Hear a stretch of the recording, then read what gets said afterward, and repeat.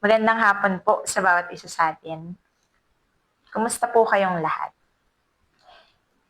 Sige po, sa pagpapatuloy po ng ating Bible study sa hapong ito, tayo po munang lahat ay manalangin. Aming Ama, nagpapasalamat po kami sa hapong ito.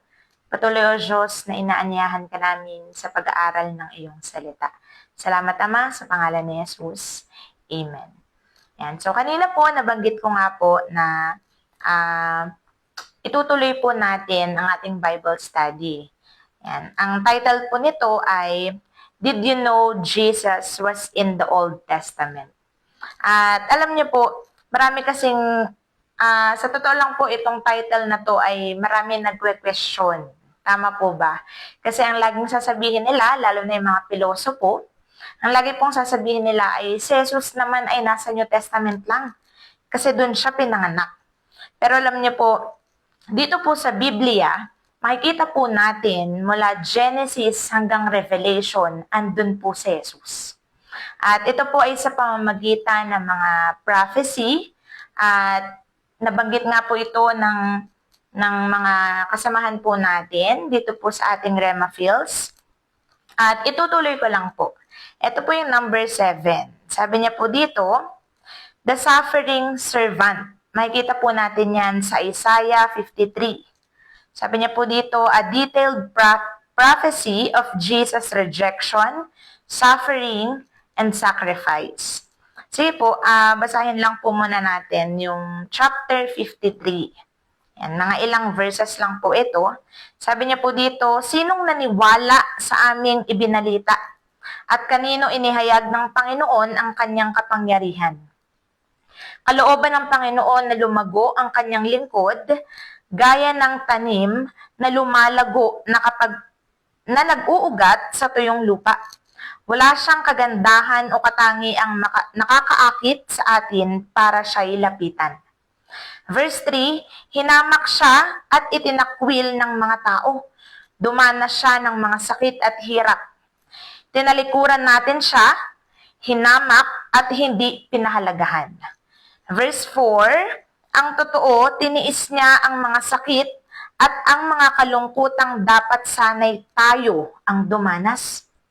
Ang akala natin ay pinarusahan siya ng Diyos dahil sa kanyang mga kasalanan. Pero ang totoo, sinugatan siya dahil sa ating mga pagsuway, binugbog siya dahil sa ating mga kasamaan. Ang parusang tiniis niya ay naglagay sa atin sa magandang kalagayan at dahil sa mga sugat niya, tayo po ay gumaling. Alam niyo po, ang sabi nga po dito, dito po sa Isaiah 53, makikita si Jesus. Kasi ano po ba yung characteristic nitong suffering servant? Ito po, babanggitin ko po yung ilan. Sabi niya po dyan, suffers in place of others. Yan, ito pong suffering servant dito sa Isaiah 53, nabasa po natin, napakinggan po natin, alam po natin na itong lingkod na to ay, ang sabi nga po ng verse, hindi siya pinarusahan dahilan sa kanyang kasalanan. Pinarusahan siya, naghirap siya dahilan sa kasalanan ng iba, dahilan sa kasalanan ng tao. At alam po natin na sa propesya pa lang na ito, sa suffering servant pa lang na ito, yung lahat ng nangyari sa kanya ay detailed na ito po ang nangyari kay Jesus. Tama po. Isa pa po, sabi niya po dito, siya ay nireject at na-despise dito sa mundo. Yung servant na po ito ay rejected. At alam naman po natin na si Jesus ay nireject ng mundo. Amen po. Naalala ko nga po yung isang kwento or parang isang clip po siya sa Facebook. Ngayon, sabi nung tao, sino kaya ang pumako kay Jesus? Sino kaya ang pumatay kay Jesus? Sino kaya ang naglagay ng parusa kay Jesus? At alam niyo po, yung tao na yun na nagtatanong, siya po yung may hawak ng martilyo. Na yung passage po na yun na ang ibig sabihin, nagtatanong siya kung sinong pumatay kay Jesus, nagtatanong siya kung sinong pumako kay Jesus, at nasa kamay niya yung martilyo, nasa kamay niya yung hammer. At meaning lang po ng passage na yun, yung dahilan sa mga kasalanan ng tao, si Jesus ay pinako. At alam naman po natin na kahit sa Old Testament, nung unang panahon po, ang pagpapako sa krus ay katumbas po ito. Ito po yung pinaka mabigat na parusa. Dahil ito po, si Jesus po, ang sentensya po sa kanya ay ipako sa krus dahilan sa lahat ng kasalanan sa mundo ay tinubos niya. Yung kasalanan ko, kasalanan mo, kasalanan po natin. At isa pa, sabi niya po dito, ito po yung binabanggit sa suffering servant. Sabi niya po dito, endures silent suffering. Ngayon, nakalagay po dito, the servant is treated harshly but does not open his mouth in protest but submitting to God's will. And so, di ba po, sobrang grabe po yung ginawa ni Jesus sa bawat isa. Sobrang pinahirapan siya, nasaktan siya, itinakwil nga siya eh. Even nung pinakamalalapit sa kanya, umalis nung time na ipapako na siya sa krus. Alam niya po, sabi niya po dito, in-endure niya yung lahat ng suffering na yun nang hindi bumubukas yung bibig niya. Na pwede naman siyang magreklamo, na pwede naman niyang sabihin na hindi naman ako ang may kasalanan, na pwede naman po niyang itanggi yung lahat ng bintang sa kanya. Alam niyo po, sa ating mga Kristyano, sa part na to sobrang mahirap eh. Kasi kapag, halimbawa po, kahit Kristyano na tayo at kapag nakanti lang tayo, may mga times na gumaganti pa tayo. Tama po, may mga times na idadaan natin sa mga post. Amen po ba? May mga times na idadaan natin sa mga notes. Pero alam niyo po, si Jesus, that time, may karapatan siya. Actually, ang laki ng karapatan niya na magreklamo. Ang laki ng karapatan niya na magsalita.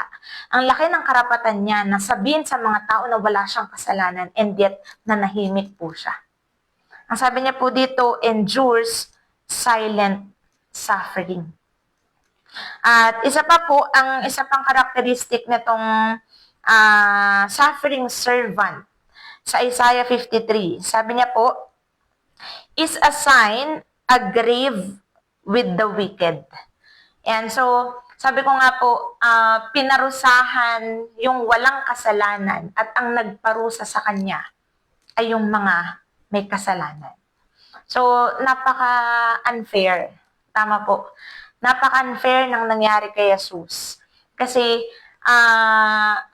actually, nangyayari naman dito yan sa mundo natin na marami pong nakukulong na wala namang kasalanan, marami pong nagbabayad na hindi naman dapat sila ang magbabayad nito. Pero alam niyo po, ang unang gumawa niyan, walang iba kundi si Jesus.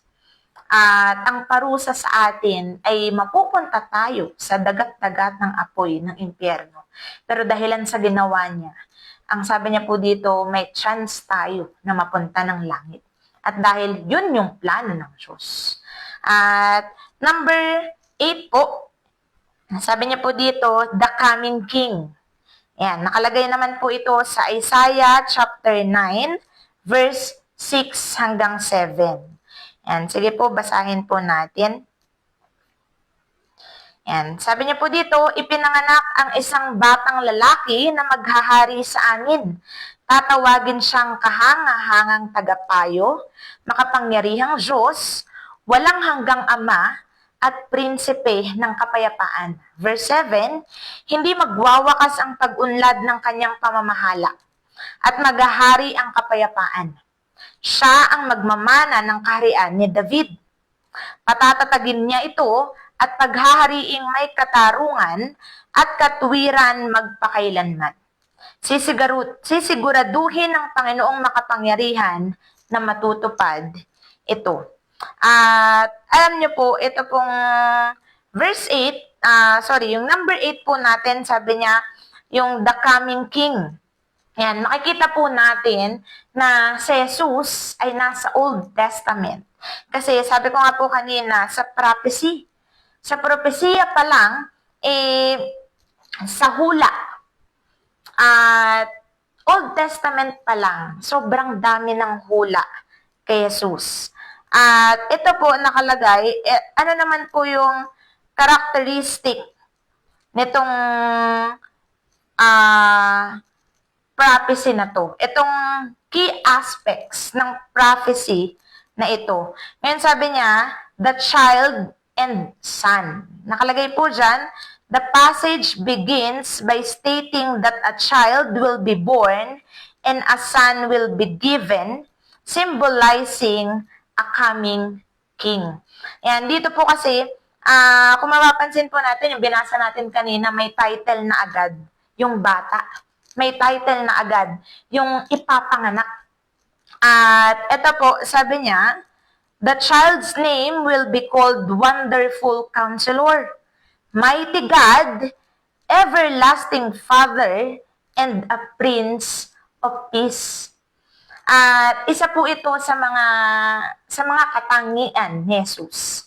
At sabi ko nga po kanina, kung tao ang gagawa ng bagay na to, siguro andun yung magdadalawang isip at hindi kakayanin. Pero alam niyo po, si Jesus po, siya po ay Diyos at nagkatawang tao para gawin ang bagay na to. At number 9, sabi niya po dito, the righteous branch. So nakalagay po yan sa Jeremiah 23 verse 5 and 6. Yan, basahin na lang po natin. Sabi niya po dito, sinabi pa ng Panginoon, darating ang araw na paghahariin ko ang isang hari na matuwid mula sa angkan ni David.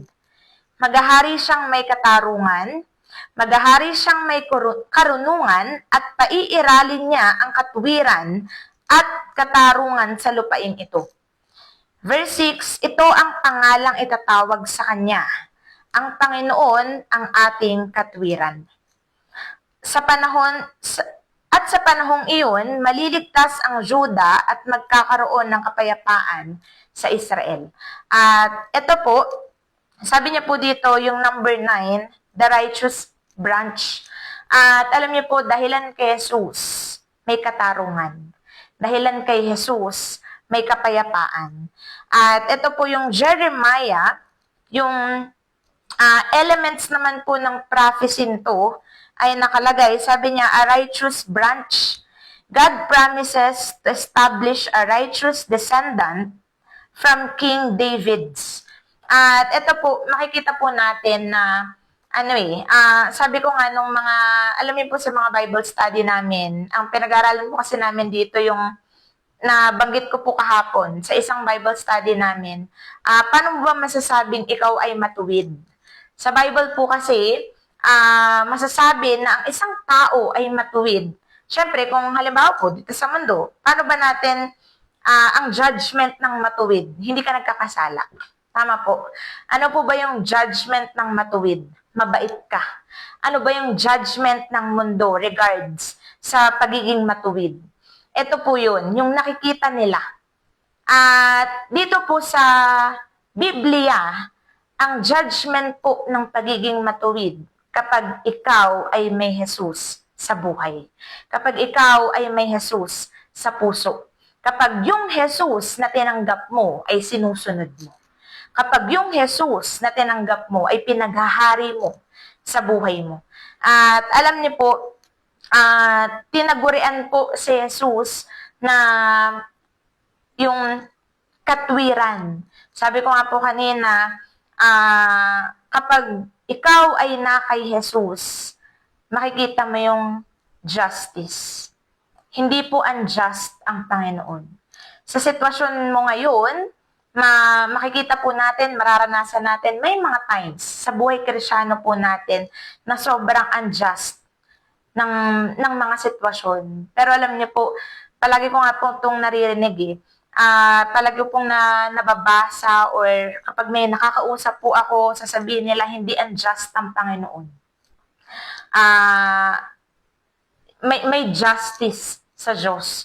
Kung ngayon nararanasan mo na unfair ang lahat, kung ngayon nararanasan mo na bakit ganun, bakit sila na lang palagi, kung ngayon nararanasan natin yung mga ganyang bagay, pero alam niyo po, may pangako ang Diyos na hindi forever yung mga ganyang bagay kasi hindi po unjust ang Panginoon. At sabi pa niya po dito, siya po yung wise and just ruler. At siguro po, sabi nga po ng Ecclesiastes, di ba po, there is a time for everything. Siguro ngayon, unfair ang sitwasyon, pero hindi forever yan. At sabi niya pa po dito, salvation and security. Nakalagay po dito sa Jeremiah, yung elements ng prophecy na ito, andito po yung salvation at yung security ng tao. Na once na tinanggap natin si Jesus, andun yung salvation. Na once na tinanggap natin si Jesus, andun yung seguridad. Amen po. At alam niyo po, ang history pa ng Jeremiah, ang history pa ng Jeremiah 23, nakalagay po dito, sabi niya, the prophet Jeremiah delivered this message during a time of crisis in the kingdom of Judah and Jerusalem. And si Jeremiah po that time, sinabi niya yung propesya na to para ma-encourage ang Jerusalem at Judah. At alam niyo po, hanggang ngayon, na-encourage ang mga tao. At ilas ko na lang po dito, Ngayon, dito po sa tatlong bagay na to at sa mga nakaraan pa na pinag-aaralan po natin, actually marami pa po ito na example kung saan makikita natin si Jesus, hindi lang sa New Testament, kung saan makikita po natin si Jesus sa Old Testament din. At alam niyo po, meron po akong isang napakinggan. Sabi niya, di ba po mababasa po natin sa New Testament na kapag nag-pray ka sa pangalan ni Jesus, matutupad ang mga bagay na pinag-pray mo. Alam niyo po, hindi lang siya ibig sabihin na yung last prayer natin may pangalang Jesus. Alam niyo po dati, ang iniisip ko dun sa verse na yon, sabi ko, ibig sabihin kapag yung last word mo, last na binabanggit mo yung, alam niyo po yung prayer natin na sa pangalan ni Jesus, Amen. Matutupad na yung mga prayers natin. Alam niyo po, meron palang ibang meaning yung verse na yun. Kasi sa Greek po, ang may meaning po yung name Kasi sabi niya, sa pangalan ni Jesus. Ang sabi niya po doon, hindi siya basta yung sa pangalan ni Jesus. Hindi siya yung literal na sa pangalan ni Jesus. Kasi ang sabi niya po dito, ang ibig sabihin pala ng in the name of Jesus, yung ano ba yung characteristic ni Jesus? Ano ba yung nakapaloob dun sa pangalan ni Jesus? At dahilan sa characteristic na yun, dahilan sa kung paano mo pinagpe-pray yung bagay na yun, kung paano mag-pray si Jesus, kung paano magsalita si Jesus, dahilan dun sa characteristic ni Jesus, natutupad yung panalangin po natin. Hindi siya yung pagbinanggit mo lang in Jesus' name, Amen. Hindi siya po yung pagbinanggit mo lang na sa pangalan ni Jesus, Amen. Hindi po. Ang sabi niya po doon, in Jesus' name. Ibig sabihin, may nakapaloob doon sa pangalan ni Jesus at dahilan doon sa karakteristik na yun, matutupad yung mga bagay na ipananalangin po natin. At alam niyo po, sobrang na-encourage po ako doon sa passage na yun kasi hindi siya yung, akala po kasi natin kapag binasa natin ang Bible, ito na yun, yung literal na nababasa mo. Pero hindi pa po. Meron at merong double meaning po yun. Meron at merong ibang meaning po yan. At sabi nga po ng Bible, di ba, kailangan dilihin po natin. At ulitin ko po, si Jesus po ay makikita din po natin sa Old Testament. At nawa po, tayo po ay may natutunan sa hapong ito. Sige po, manalangin po tayo. Panginoon, nagpapasalamat po kami sa mga oras na to. Salamat, O Diyos, sa mga bagay na itinuro mo sa bawat isa sa amin. Salamat, Panginoon, sa mga bagay na nalaman namin sa hapong ito, O Diyos. Lord, dalangin ko na patuloy na ingatan mo ang bawat isang nakikinig sa mga oras na to at sa mga makikinig pa, O Diyos. Lord, pagpalain mo ang bawat isa sa amin. Salamat, Ama, sa iyong kapurihan sa pangalan ni Jesus. Amen. Salamat po sa time. God bless you po.